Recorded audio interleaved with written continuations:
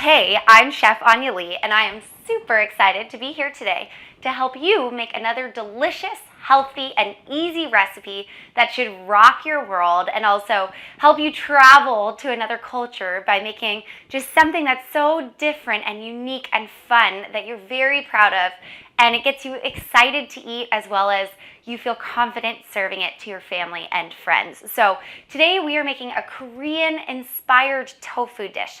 This tofu dish is going to be in a delicious Korean sauce called gochujang, okay? And gochujang is typically something that you can buy at the store. It's a sauce you can buy at the store.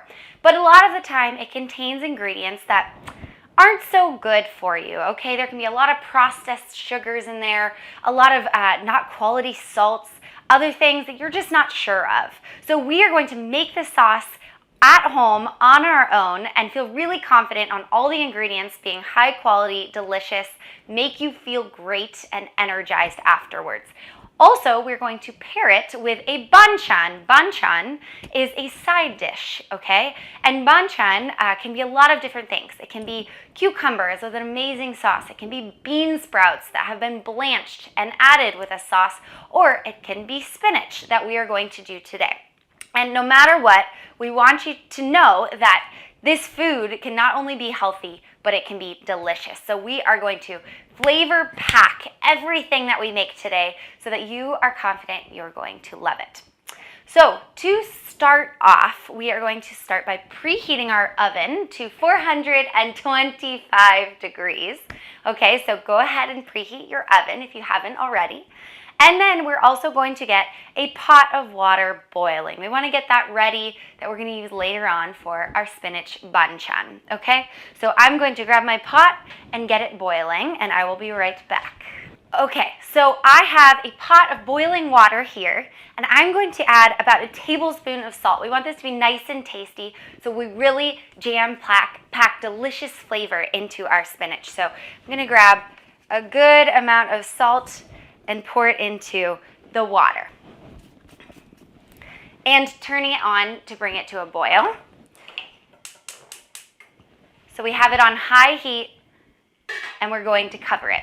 Anytime you're blanching something in water, it's going to be put in there so quickly and pulled out so quickly, but you can use that to your advantage by adding some salt in there and letting that infuse into the food, which is just going to add flavor. It also adds healthy minerals that your body needs from that salt. So if you have a high quality salt, such as a sea salt or a Himalayan salt, then it can be beneficial for you to add it in, okay?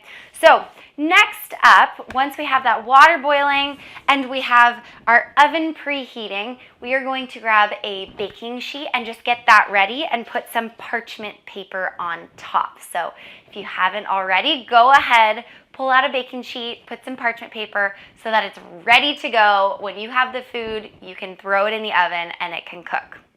Bing. So we have bada bing, bada bing. We have our equipment ready. We have our setup ready. Now we're going to grab a cutting board and a knife. I always start with a cutting board and a knife no matter what I'm cooking because they are the two things that you almost always need.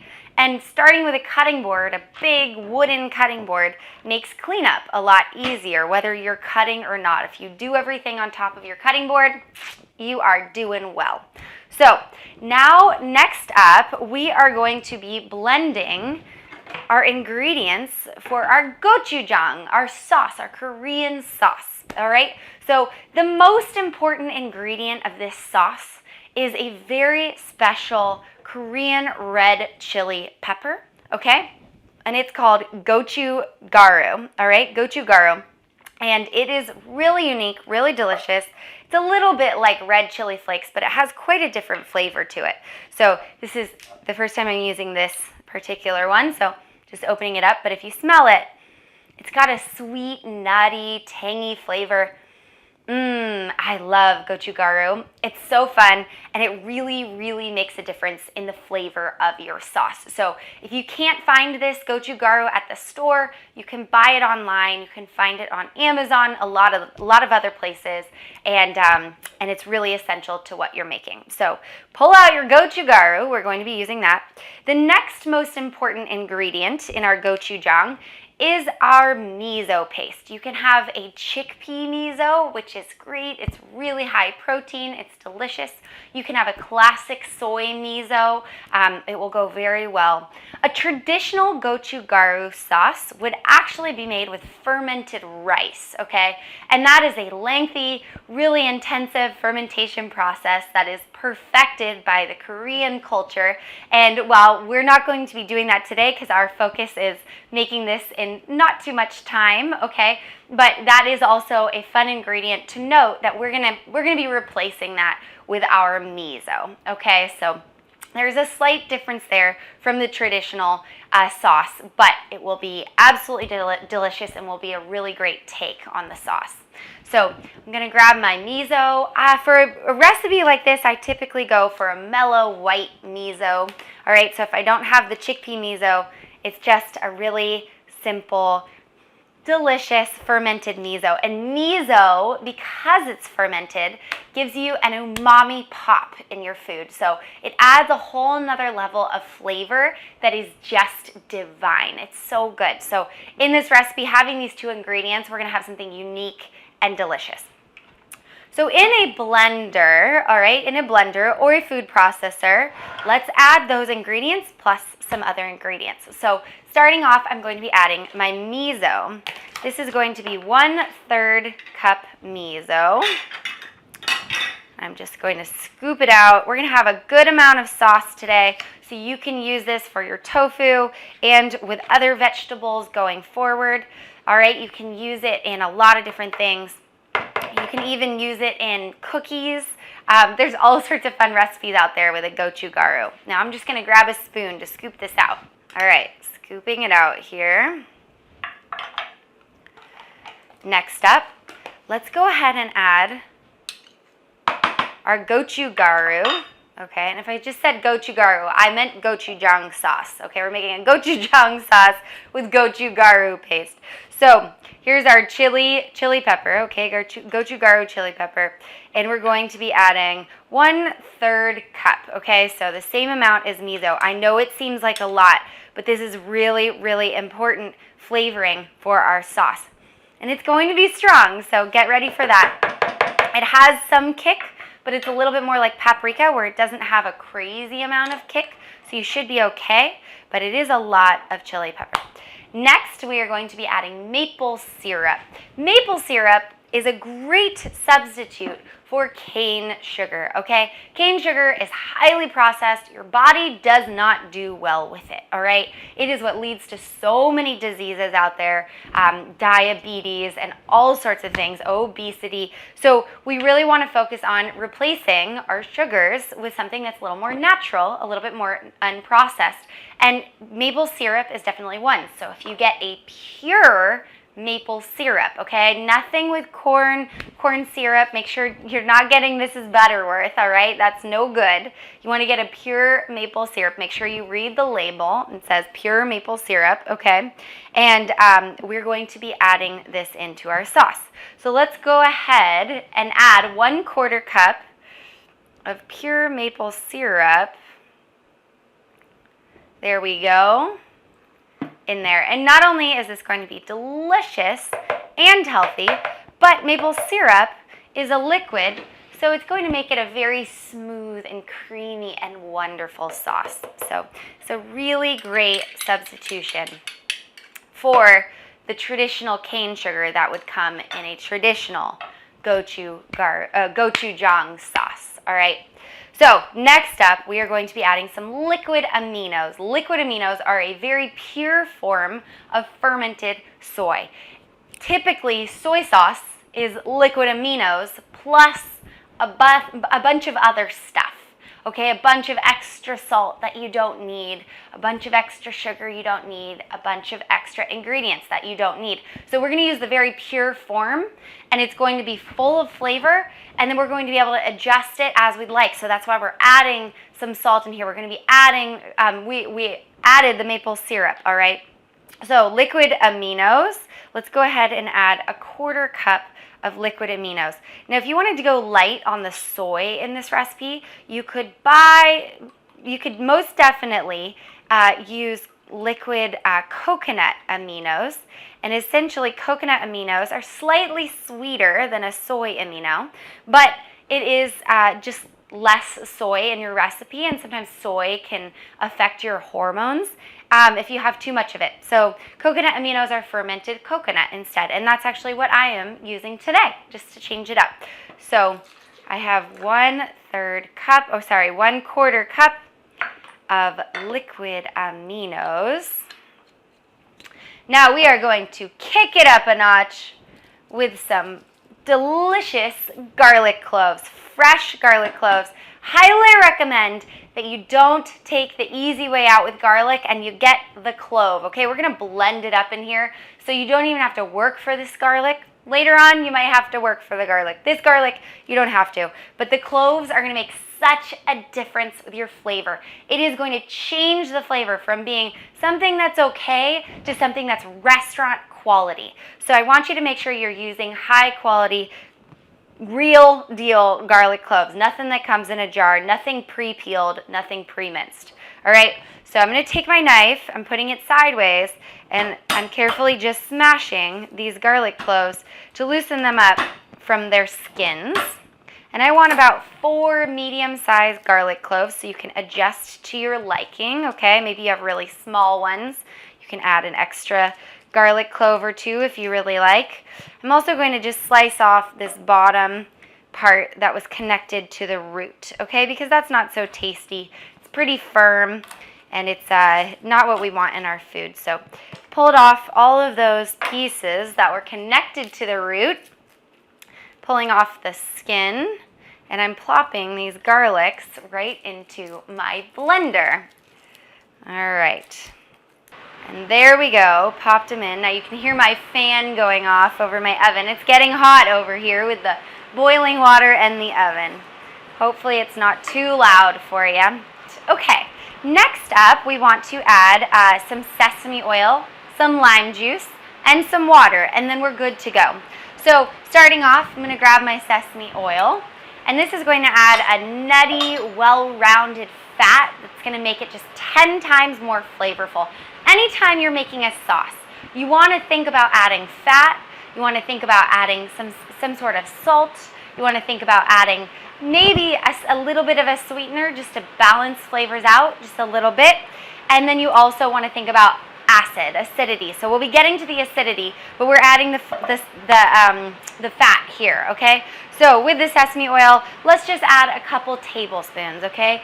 1 to 2 tablespoons is great. If you want to start with 1, because sesame oil can be pretty intense, you can start with 1 tablespoon, taste the sauce, add another tablespoon. I'm going big because I love sesame oil.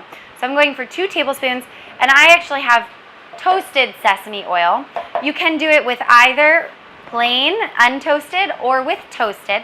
What happens with toasted is that you get a bigger, bolder, more intense flavor. So I'm going for flavor-packed food here, and I like that toasted flavor. I think it's delicious, so I'm gonna go for that. If you like it to be a little more subtle, a little bit, maybe a little more balanced, you would go for a regular sesame oil untoasted.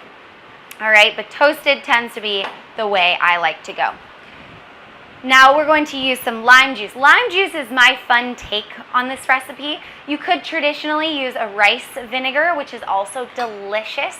All right, rice vinegar is a little bit more expensive, so unless you're using rice vinegar often, then going for 1 lime cuts down on your grocery bill. All right, so we're going to use the lime here, and I'm going to squeeze in about 2 tablespoons of lime juice.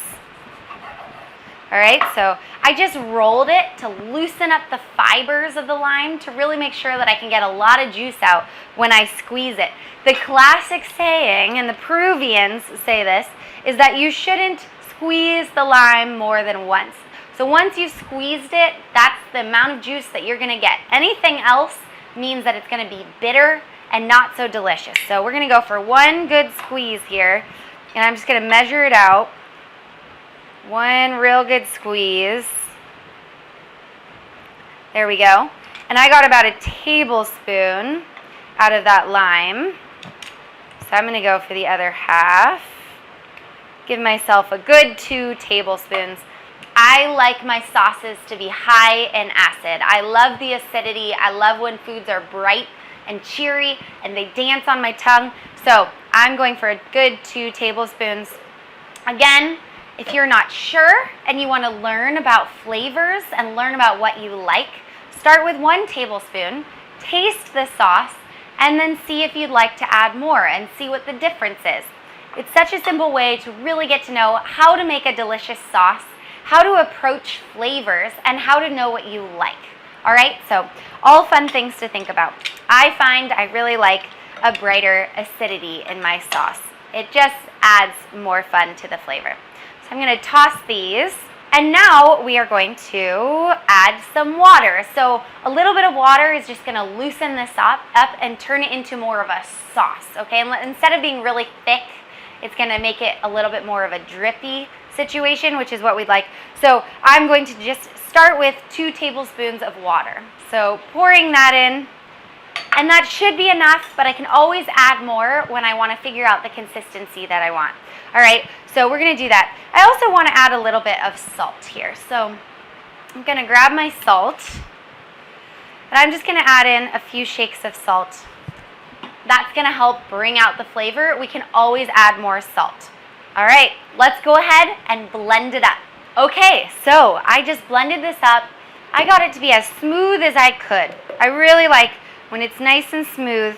And you can see here that it's not super drippy. It's meant to be a little bit thicker because you can always thin it out with more water depending on what you're making. In this instance, I want to be able to use it to coat my tofu and really add flavor and a thick, delicious sauce to my tofu. So this is perfect. It's exactly what I'm looking for. And I'll show you here a good drip. All right, we've got a drip, but it's thick. Hopefully you can see that in front of my black shirt here. It's exactly what I want. So I am going to pour this into a little bowl or a jar and just have it ready to use later. If you wanted to prepare a lot of this and save it, you can save it in the refrigerator for a couple of weeks, okay? It's really great. It lasts a long time, and then you can add it to different vegetables that you've sauteed or you've blanched. It makes a really great sauce for that. Like I said, there are actually cookies that use this sauce that are really fun and delicious. There's so many fun things you can use this sauce for. So I'm just going to pour it out here and use my spatula. Let's see.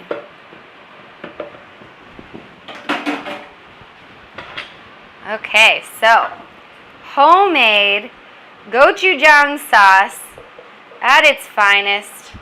This is going to be so much fun to eat, and I can't wait for this meal. It's going to be awesome. All right, and there you have it, this beautiful sauce. I'm so excited, and on to the next step. I'm going to take a moment now to just clean up my space and make sure it's ready to focus on something else and that I don't have any dishes anywhere or anything. So go ahead, take a moment, clean up your space so that we can move on to the next step. All right, so we are looking good here, and our water is very likely boiling. Mine is at this point, so I can see it here. Perfect. We're going to be using that in a little bit for the spinach, so I'm just going to turn it down to low heat so that it stays warm, but then I'm not boiling out all of the water, okay? If you leave it on boiling, it'll all steam out and you'll lose a lot of the water. So turn it down, and then we'll bring it back to a boil when we need it. Meanwhile, let's go ahead and get our tofu ready to go, okay? So what you want to do is grab your tofu, and if you have super firm tofu, perfect.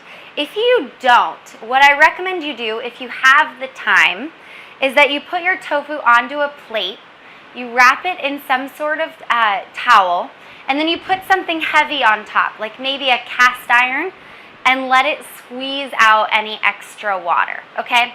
Super firm tofu should already be at the consistency that we need it.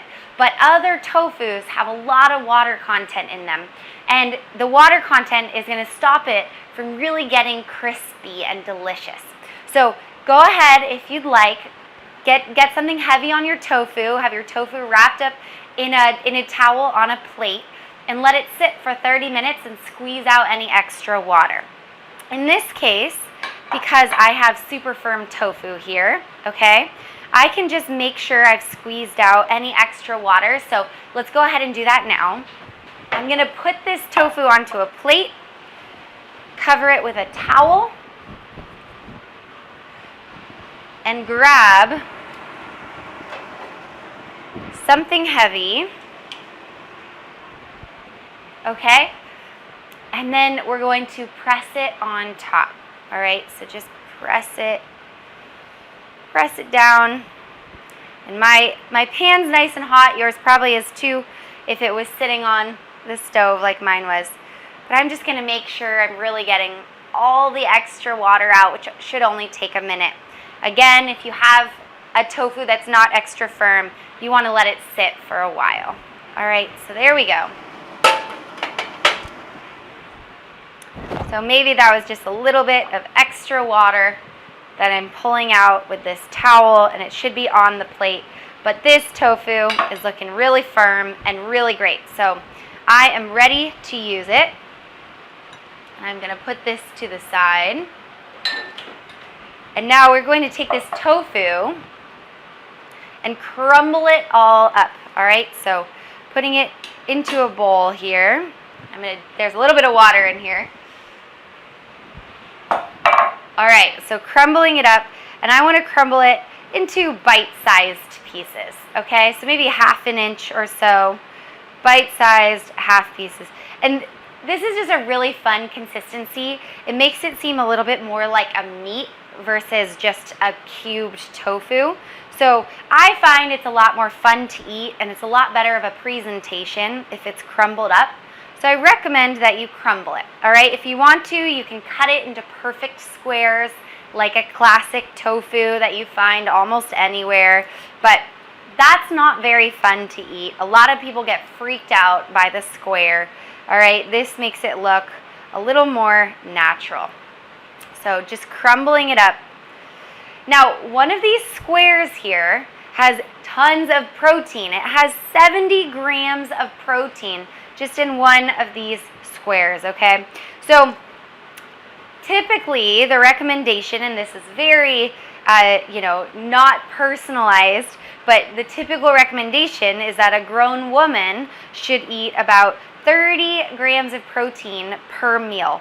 I believe for a male it's slightly less actually, because for women, because of their hormones, they need more protein. So I believe for men it's about 20 to 25 grams per meal, and this is a very average number, remember. So these are just recommendations that you see a lot of the time, okay? So that's just something to keep in mind. We want a lot of protein. So this is full of protein, and you'll have that 30 grams of protein that are typically recommended for your beautiful body.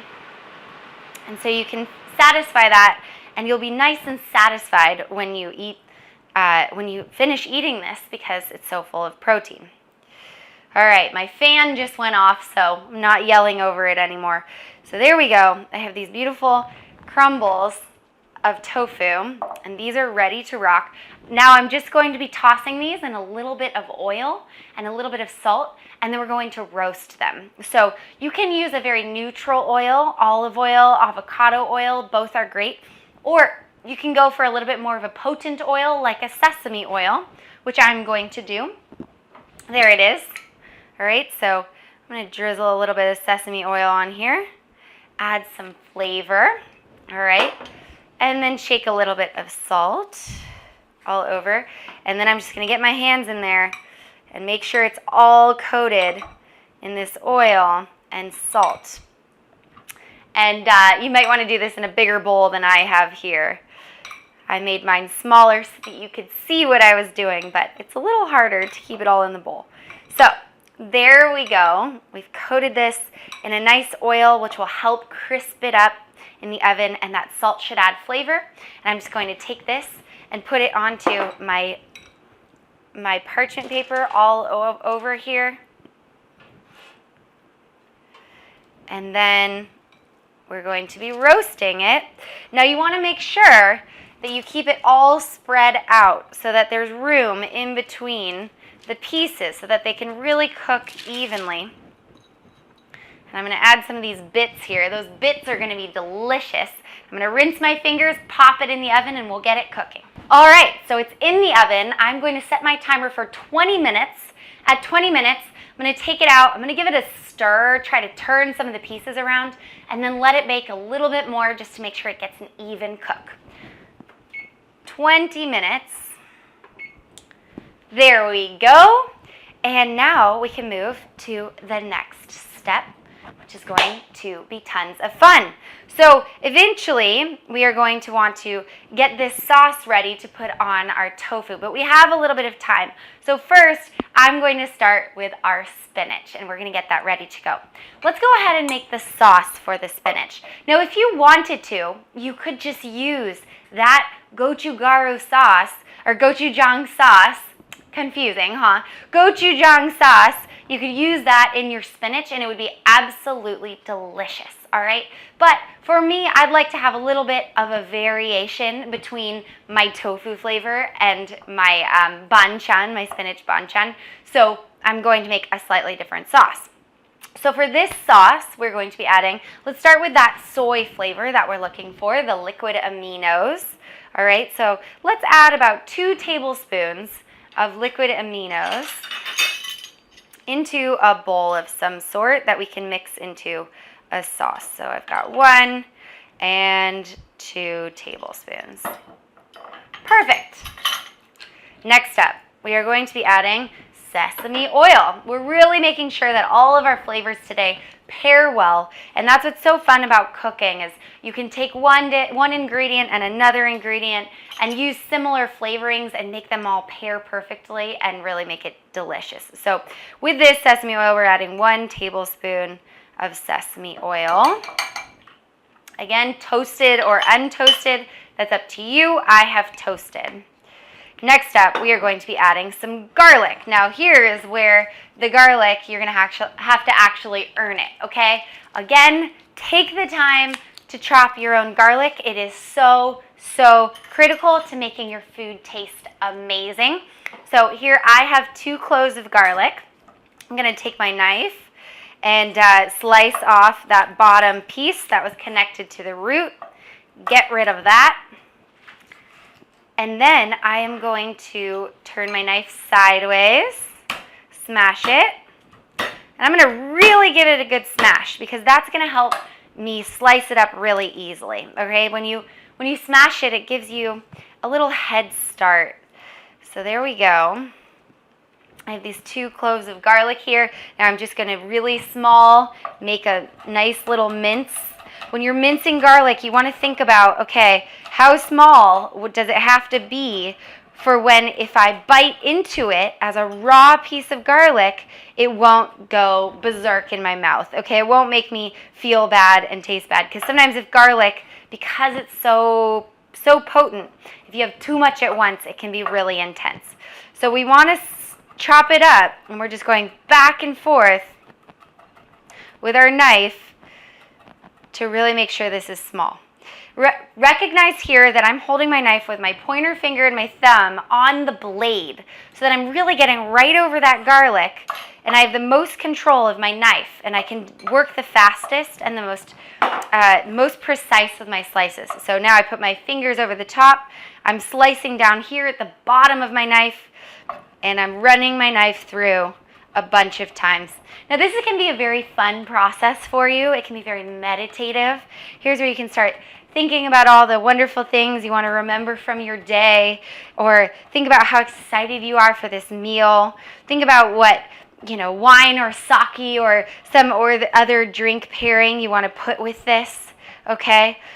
If it were me for this dish, I would go for a lighter, pretty spicy wine, okay? I think something like a Rioja from Spain would be a really fun pairing for all of these flavors, okay? Something spicy and delicious and a little bit potent, but not too tannic, not too intense.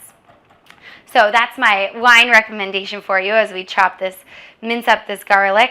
All right, So there we go. I have these teeny little pieces of garlic here, minced and ready to go into my spinach sauce, spinach banchan sauce. There we go. Beautiful. I'm just going to clean up this space by composting all of these pieces of the skin of the garlic. Next up, we are going to be adding some maple syrup. Next up. Okay, here we go.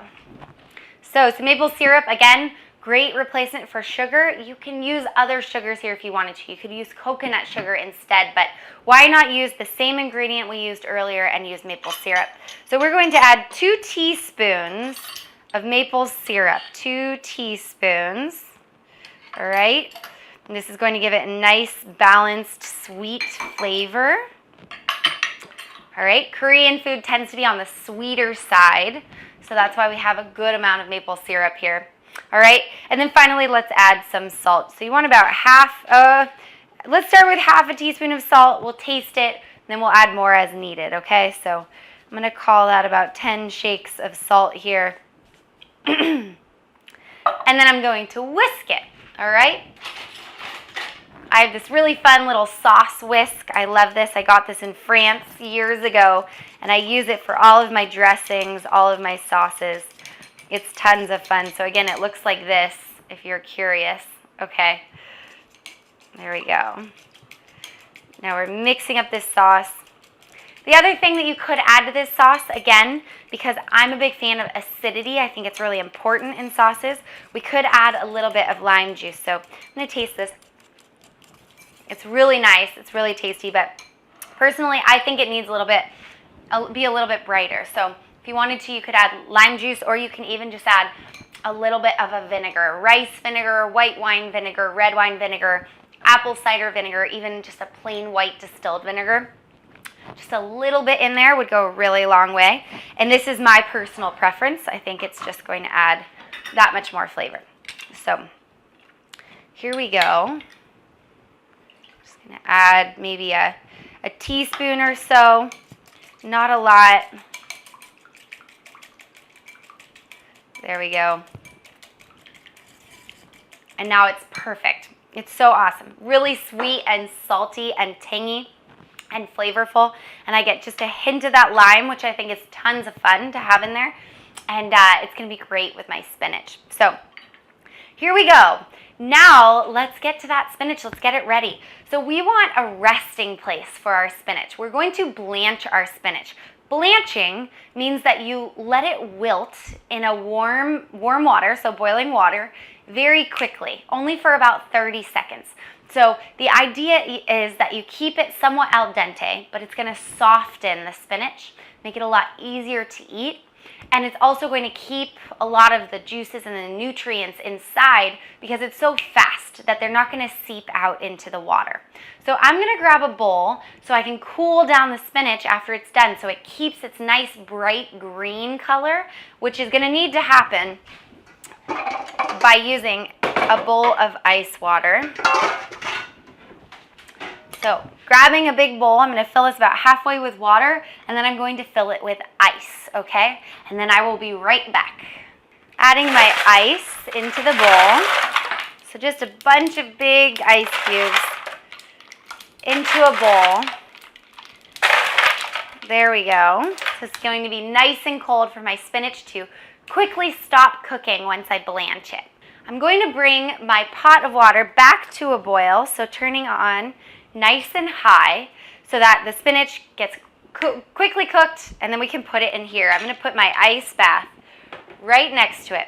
Now my water is boiling, so I'm going to grab my spinach. If you have not rinsed your spinach, make sure to rinse it really well, okay? Sometimes I even put spinach in a water bath just to make sure I get all of the dirt off, because spinach can come very dirty. So make sure you get all the dirt off, and then we're going to go ahead and pour it into that boiling water. And spinach reduces very quickly, so you can use a lot of spinach in this recipe. I'm going to pull the cap off and pour my spinach in. And again, it's only going to be in here for about 30 seconds. So I want to make sure, really pressing it in. All right, I'm going to add a little more. Okay. And it's going to condense a lot. All right, as soon as I start to see it wilt, which it's doing now, I'm going to go ahead and strain it in a colander and then put it into this ice bath. All right, here it goes.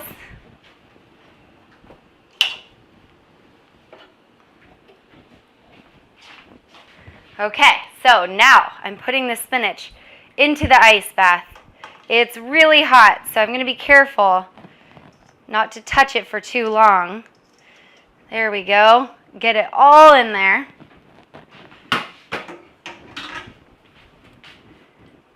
Press it in. Let that ice do its magic, work its magic. Cool it off. And then we're going to be squeezing that spinach out so that we can use it, voila, right here in our recipe. Okay, so now it feels cold enough in here. It's cooling down. I just want to really make sure I get that warm water incorporated in the cold water. There we go. And I'm going to pull it out. And I'm just going to squeeze it. I'm not going to wring it out, but I do want to get all the water out. So I'm really pressing hard. And I'm going to make this funky little ball of spinach. All right, there you go. You can see I'm getting a lot of water out here. Squeezing it, squeezing it, squeezing it. There we go. And once it feels like you've gotten all of the water out, it's going to take a few tries. You can go ahead and put it into a bowl and continue until you've done it with all of the spinach. Now I like to try to get it all in one go, make it a little bit quicker and easier. All right, I've almost got it all here. Beautiful. Okay. So now to squeeze it. Some of it may fall back in. Let's go ahead, squeeze it again. Again, don't wring it out, okay? That'll break it and it won't be as good. You just want to give it a really good squeeze, good arm workout for the day. Okay, there we go. You can move it around a little bit. And there I have my spinach. And how funny is that? That huge box of spinach turns into this little bowl of spinach. But we know that this is protein packed, okay? There's a lot of really great stuff in that teeny little bowl of spinach. So getting this out of the way.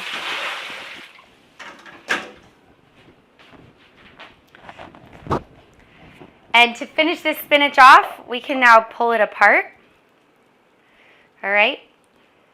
And if you had some time, you could let this spinach here sit for a few minutes in a colander or on a towel. And so any excess water that drips out over time, it can get caught in that towel or something like that so that you really get all the water out. But in the interest of time here, I'm pretty confident I squeezed out the majority of the water. So now I can take this beautiful sauce I made and pour it on. And I'm not going to pour the sauce on until I'm serving it. So if you're not going to be serving it right now, wait. This should be one of the last things that you do, okay? But in my case, I'm going to be eating it right after this. So I'm going to pour some of that on. I have extra, so I can use this again and again. And I can save this sauce for a few weeks. So if you want to make more, feel free. And now you can mix this with your fingers or perhaps a spoon. Be careful, but I'm just going to get in there and really mix it up. And that spinach, oh, so good, full of flavor. And you want to make sure you taste it so that you get enough of that sauce on top, all right? Because that's super important. Sometimes you'll be surprised, since it's so thick in here, you might end up needing a little bit more. Okay. That's great for me. I'm confident I have a good amount of sauce in there. Whoops, and it is ready to go for when I'm serving, which is going to be very soon. So next up, we're going to get our sauce ready for our tofu, okay? And the only thing that the one thing we're going to want to do is we're going to want to thicken this up, okay, for the tofu with a little bit of arrowroot powder. And this is particular for the tofu. So I'm going to take this sauce, and I actually want to save some for later, just as it is to use for other things. So I'm going to use about half of it in this pot right here. So grab yourself a little pot. I'm going to use half. And then I'm also going to be adding a little bit extra. I'm going to be adding some water.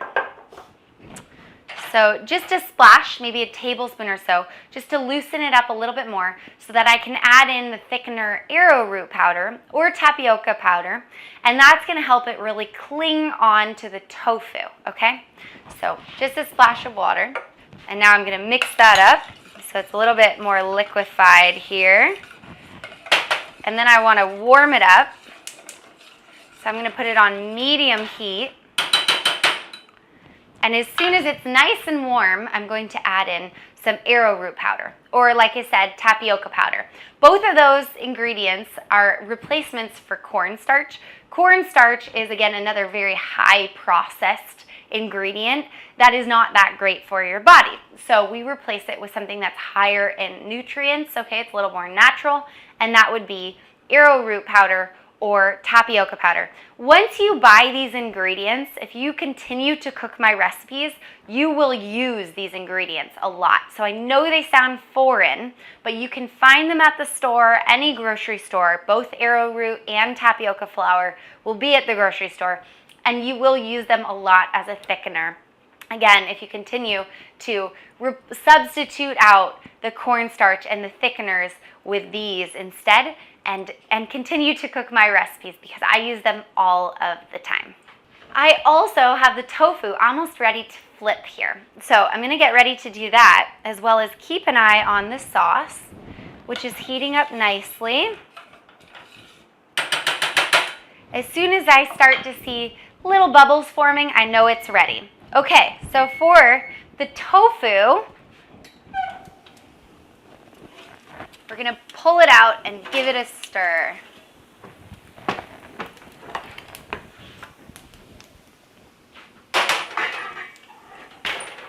It's so fun. It's got a nice crispness on the outside, and I can hear it sizzling, and I know it's going to be really tasty.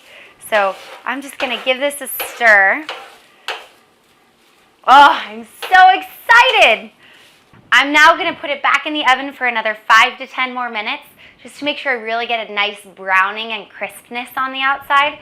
So judging your oven, think about how much longer you want to get a nice firm crispness, okay? So putting that back in here.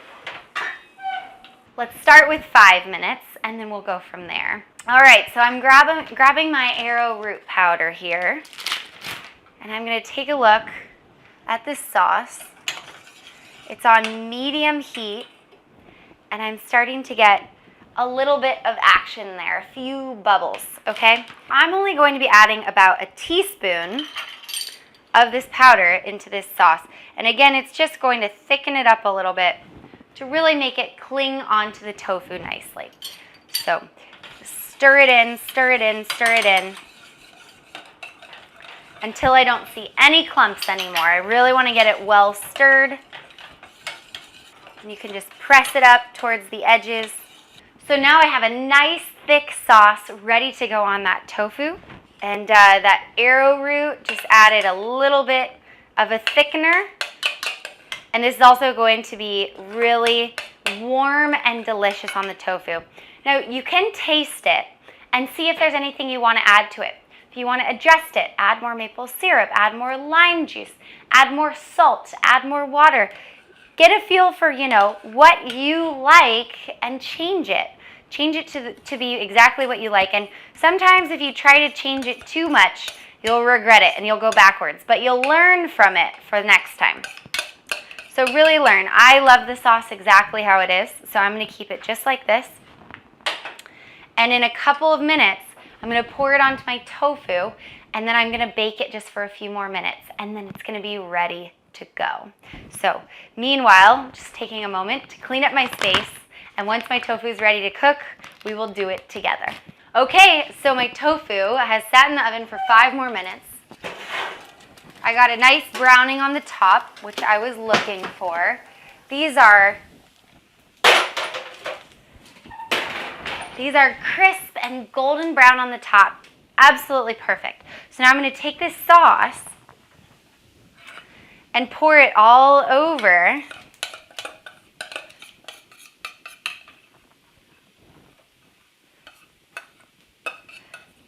And it's nice and warm and nice and delicious.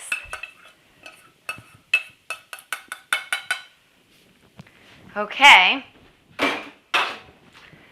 And I can go ahead and stir these up in the sauce. Oh, this is going to be so good and so fun to eat. What a different kind of recipe. I can't imagine that you cook like this every day. And if you do already, bravo. But it's so simple and so wonderful.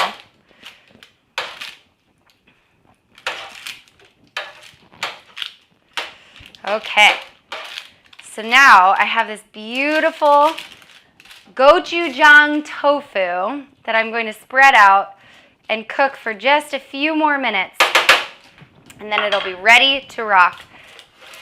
So just like that, so exciting. Let's cook it for just 5 more minutes to let it all come together.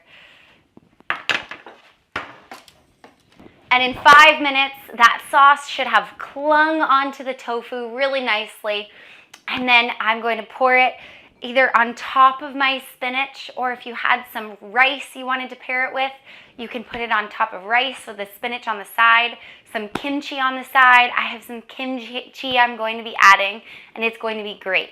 If for some reason you wanted to let your tofu cook a little longer and get even crunchier and delicious, have at it. Feel free, okay?